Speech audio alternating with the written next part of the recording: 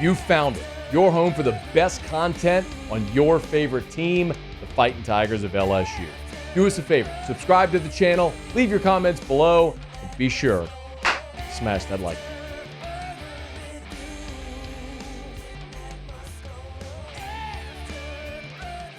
So one half of college football's national championship game is set. Notre Dame beat Penn State last night. And tonight, Texas and Ohio State will play for the other half of the championship game.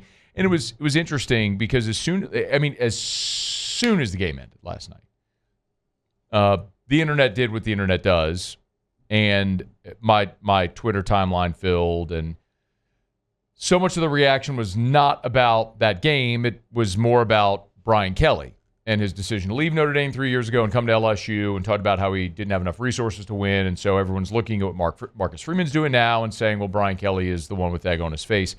I don't exactly see it that way. I've got a column up at louisianasports.net. If you want to go read it, it's literally like the feature top post there. It's Kelly Freeman debate far from settled. You can go read, if you care to read my opinion there, you can.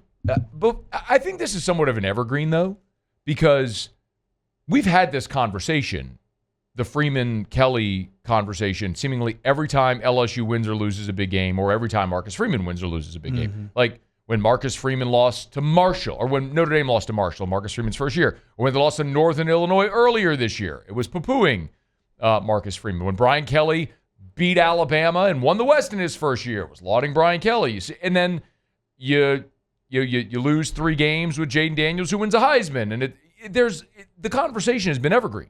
There's been ebbs and flows, but a lot of people looked at last night, and Freeman winning that game and getting to a national championship game is proof that Kelly was the problem at Notre Dame. I've given my opinion a bunch. What's yours on this? Look, I don't think that there's a debate that Freeman is a wonderful coach, and look, up to this point, I would say he's done a better job where he is. I mean, than Brian Kelly and where Brian Kelly is. I think watching the interactions with Freeman on the sidelines with his players, some creative play calling, what he's done with a group of players. Honestly, Matt, it's not very talented. I mean, watching that game last night, it was gross. I don't think Notre Dame was very good. I didn't think Penn State was that good. I thought Penn State was better than Notre Dame, but I think he's done a hell of a job with that team, and I do think he's a hell of a coach.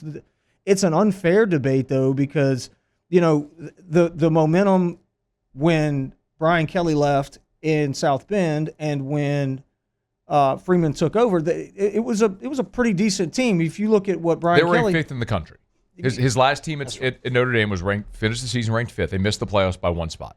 If you see what Brian Kelly was left, that's a totally different story. It was an inferno. That's right. And so, it's a tough debate. I love Marcus Freeman. I think he's a hell of a coach. I would like to play for that guy. Watching the interactions that he has, like I said, and just the way he conducts himself with interviews after games, just super professional. He's a guy that kids are going to want to go play for, and you see that in his recruiting. Okay, all that is true. And the point that I've made pretty routinely is 2 things can be true at the same time. Like, objectively, Marcus Freeman has done a good job. They lost this year in one of the most embarrassing losses in program history, right? They lost to Northern Illinois. They were a 4-touchdown home favorite, and this wasn't like a great Northern Illinois team. That team finished 500 in the MAC. That's a very team that won as a 4-touchdown underdog in South Bend. Embarrassing loss. Yep. They've won 13 in a row since. Very impressive. There's no objecting to that. Marcus Freeman has done a very good job at South Bend. What I would like to point out, though, is not the job Brian Kelly's done in Baton Rouge. I think he has had macro wins, beating Alabama, winning the West year 1, Jaden Daniels Heisman. Big picture, 3 years in, we all anticipated Brian Kelly would be closer to competing for a championship than LSU is. So in that end, he has not yet done what many, myself included, thought he would. And that's objective too, right? I don't think anybody's going to argue against that. No. Okay. So the problem I have, though, is the argument that, well, Kelly needed to leave so Freeman could essentially Kelly was the problem in South Bend. You said something just a second ago that actually I think sort of validates my point. What did you say about Notre Dame and Penn State? I didn't think either one of the teams were very good. Okay. My bigger picture point is this. If your idea is that Brian Kelly moved out of the way so Marcus Freeman can make Notre Dame better, that team last night, they have a quarterback that threw 2 unforgivable interceptions. Oh, that guy's brutal. They have no weapons on the outside. Mel Kiper updated his big board, which is the top 10 players at every position for the draft. There are 3 Notre Dame players in the entire thing. They have Riley Leonard as the 10th best quarterback. Their tight end is the 7th best tight end, and they have a safety that he has as the 5th best safety. That's it.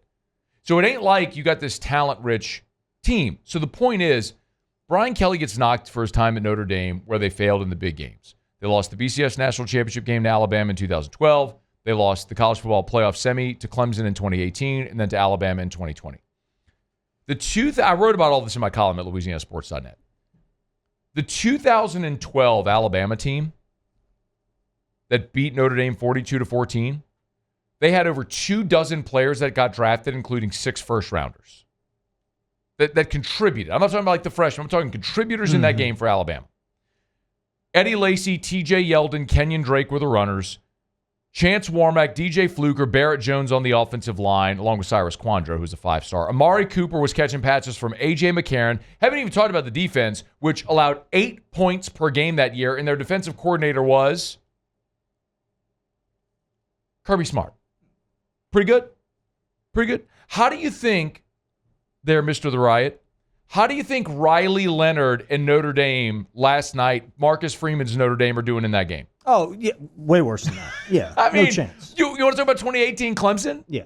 Trevor Lawrence, Travis Etienne, T. Higgins, Justin Ross. You had 4 first-rounders on the defensive line on that team. That's the Clemson team that beat Alabama 44-16 in the national title game. Let me say that again. The Clemson team that Brian Kelly lost to 30-3 beat Alabama 44-16 in the national title game. How do you think Marcus Freeman's team is faring? Not very good. The 2020 Alabama team, which beat Brian Kelly's other playoff team, that team scored 48 a game. Mac Jones at quarterback, all those receivers. Like that team, Najee Harris, Brian Robinson at running back, Devontae Smith, John Mechie, Jalen Waddle. You think Marcus Freeman's team is going to limit that team to 15 points? No chance. I mean, this is my point. Like, the bigger thing that's happened, in my opinion, in college football is NIL, the transfer portal, and an expanded playoff. Because remember, but for an expanded playoff, Marcus Freeman's team isn't in the playoff this year, which, by the way, is what I've been wanting. They're proving it. They are proving it. Teams get better over the course of the year. You can play well. Coaches can coach guys up. Let's decide on the field instead of in a hotel ballroom. So I'm pumped that this is happening. But if you're behaving like this is somehow a referendum on Brian Kelly's time at Notre Dame, it's just kind of silly. Like, do you look at that Notre Dame team and think that this Notre Dame team would be capable of winning any of the games that Brian Kelly coached? It just feels a lot like what Notre Dame has been. It's just in an era where now it's different football. Bama ain't got Saban no more. Look, listen, man. They beat Indiana. They beat Georgia with a backup quarterback. And they beat Penn State last night, who Drew Aller is.